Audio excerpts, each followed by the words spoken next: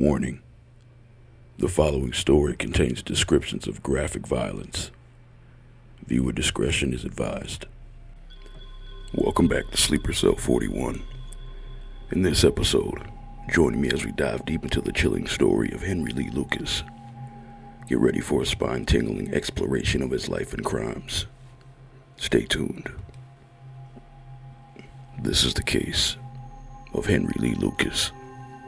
Henry Lee Lucas was born the youngest of 9 children on August 23, 1936, in a one-room log cabin in Blacksburg, Virginia, to parents Nellie Viola Lucas and Anderson Lucas, a double amputee. Lucas's father earned the nickname No Legs after losing both of his legs in a train accident. "My daddy just didn't do anything," Lucas later said. "He just sold pencils," unquote. When Lucas was about 8, he was beaten by his mother about the head with a wooden plank, which caused him to spend 3 days in a coma. Lucas developed an infection in his left eye at age 10 when one of his brothers struck him with a knife. His mother ignored the injury for several days until a teacher swiped him over his eye with a steel-tipped ruler, and the eyeball burst. It had to be surgically removed, and it was replaced with a glass prosthetic. Lucas's mother was a prostitute who would force her son to watch her engaging in sex with clients. Quote, "First thing I can remember was when my mom was in bed with another man in the house, and she made me watch it," unquote. Lucas said, "I just couldn't stand there and watch. I had to turn my back and walk out of the house. And after I did that, she beat me because I didn't watch it," unquote. Nellie would also make him cross-dress in public, purportedly so she can pimp him out later to men and women alike. Eventually, Lucas's school teachers complained about the cross-dressing, and the court order put an end to it. Despite this, Nellie continued to abuse and torment Lucas by shooting and killing a mule given to him by an uncle, and proceeding to beat him because she had to pay to have the animal carcass removed. Lucas was frequently ridiculed as a child, and later cited the mass rejection by his peers as a cause for his misanthropy. Commenting on his childhood, Lucas stated, "I hated all my life. I hated everybody. When I first grew up and can remember, I was dressed as a girl by my mother, and I stayed that way for 2 or 3 years. And after that, I was treated like what I call the dog of the family.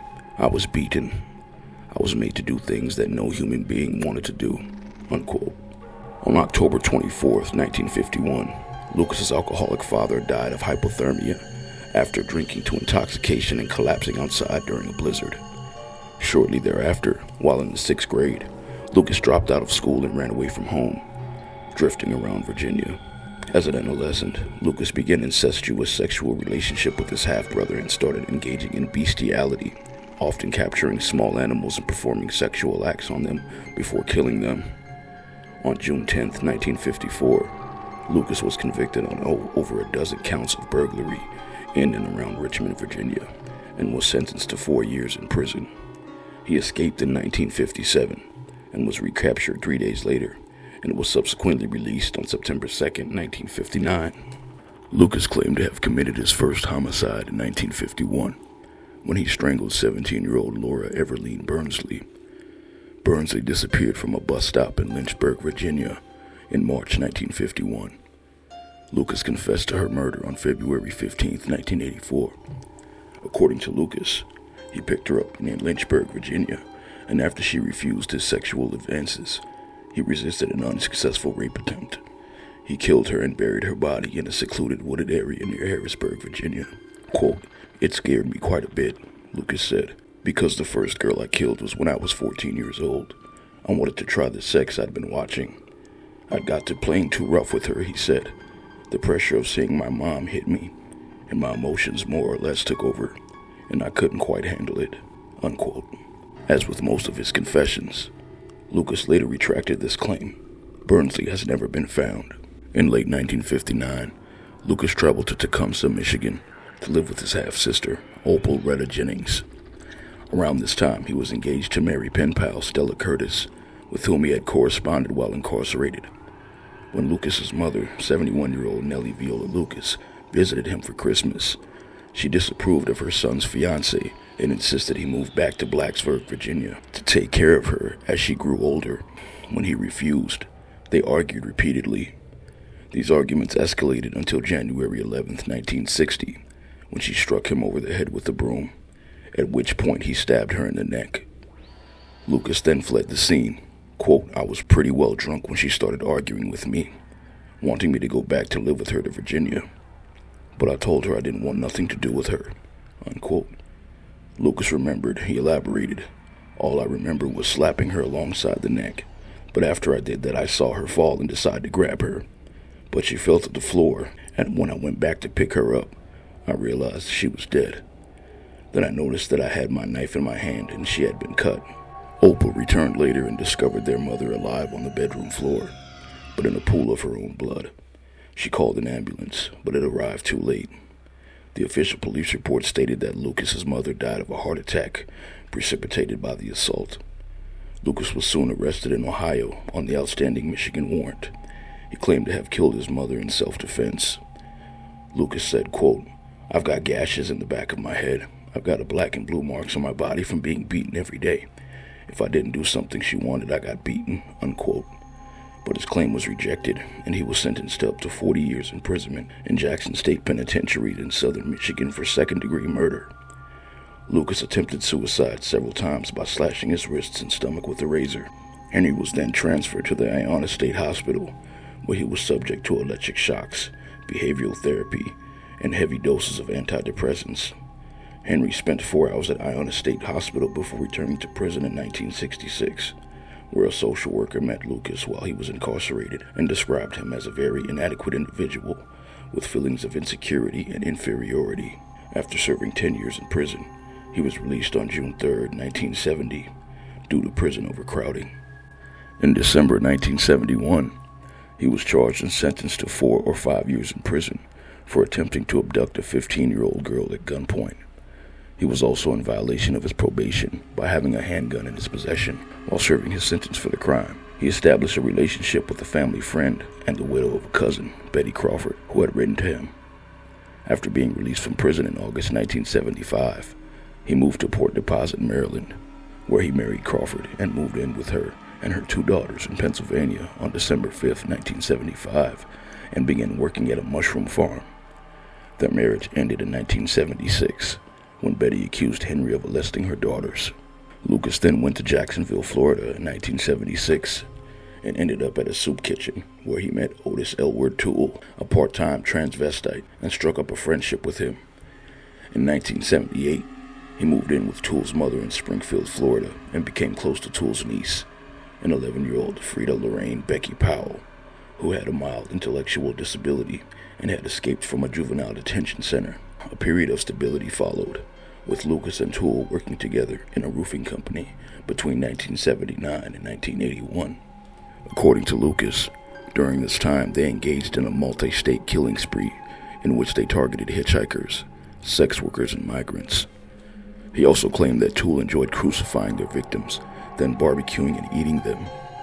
After their arrest, they were caught discussing cannibalism over a prison phone. Quote, remember how I like to pour some blood out of them? Toole asked Lucas. Some taste like real meat when it's got barbecue sauce on it, unquote.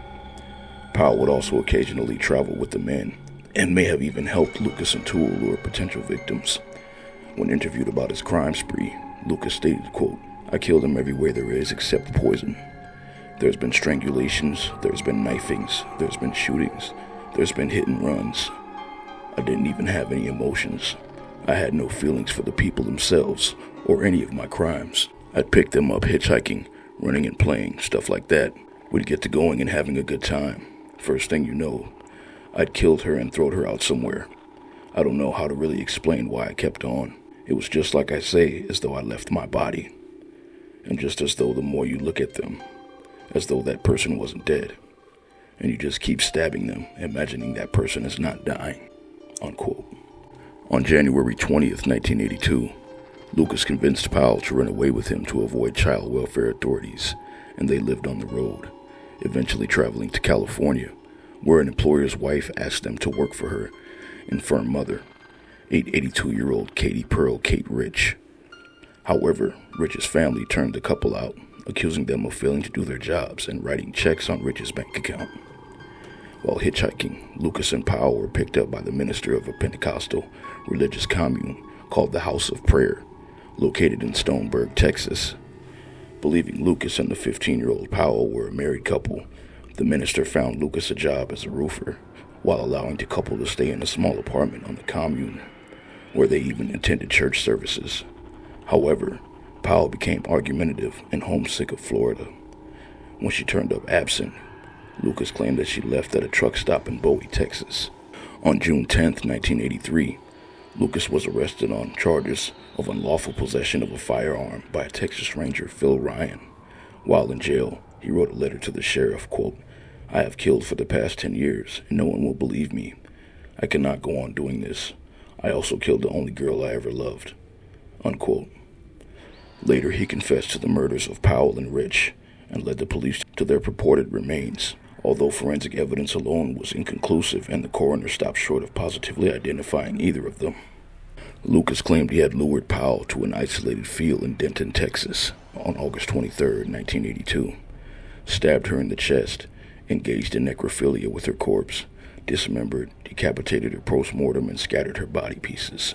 Then in Ringgold, Texas, on September 16, 1982, Lucas lured Rich to join him in a search for Becky on a camping ground.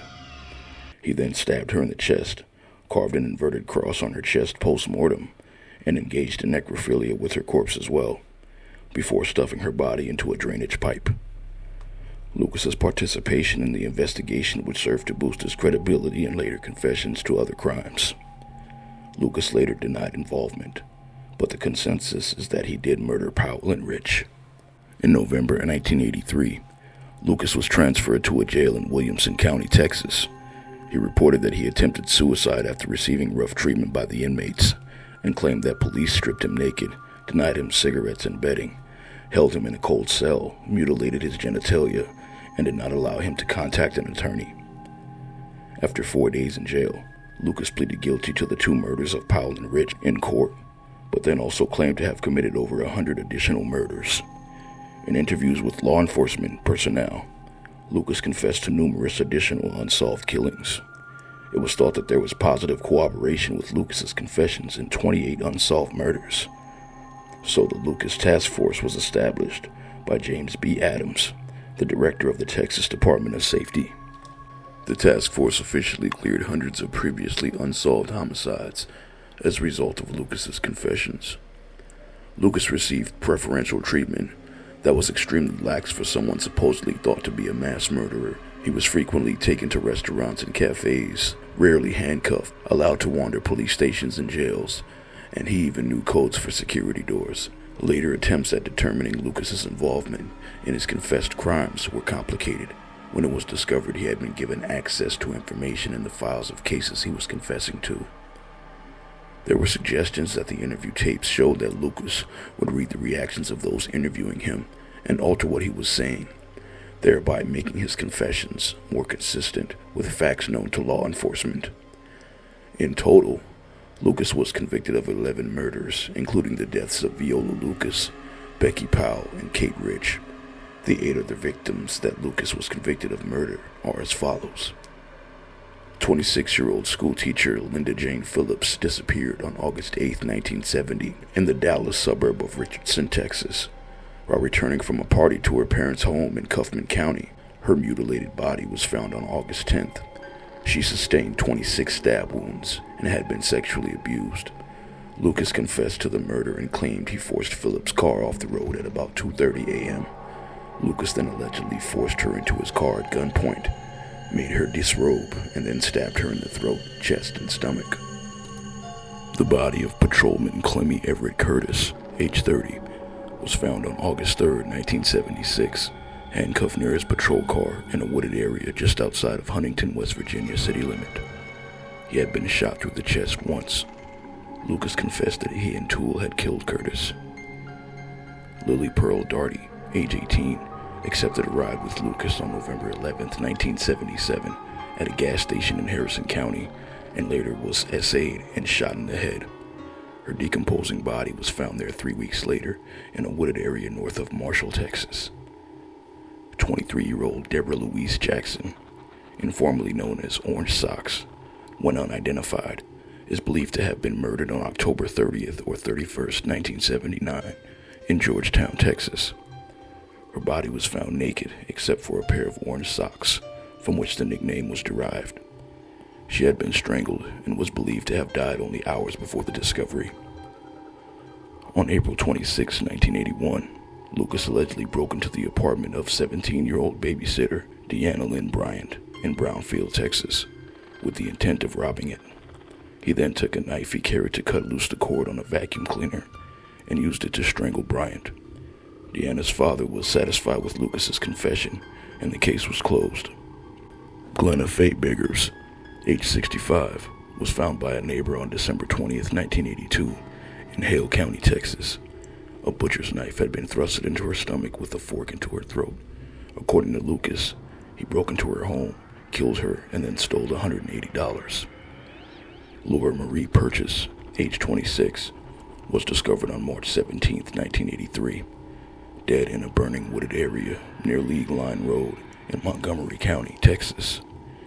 Purchase had been reported missing from Houston on March 5th. An autopsy determined that she had been essayed and strangled. In 2008, DNA testing ruled Lucas out as a suspect in Purchase's case. In 2021, another man was charged with her murder. On April 16, 1983, 16-year-old Laura Jean Dones skipped school in Houston, but was never seen again. On April 18, 1983, an oil field worker spotted a fire burning in a wooded area near a logging road in Montgomery County, Texas. Dones had been strangled, essayed, beaten about the head, and her body burned after death. Lucas confessed to Dones' murder and was able to lead police to where her body was discovered. Lucas was ultimately convicted of 11 homicides, including those of his mother, along with Powell and Rich. He had been sentenced to death for one, a then unidentified woman dubbed as Orange Socks, whose body was found in Williamson County on Halloween 1979, despite a timesheet recording his presence at work in Jacksonville, Florida on that day. Lucas was granted a stay on his death sentence after it was discovered that details in his confession came from the case file which he had been given to read.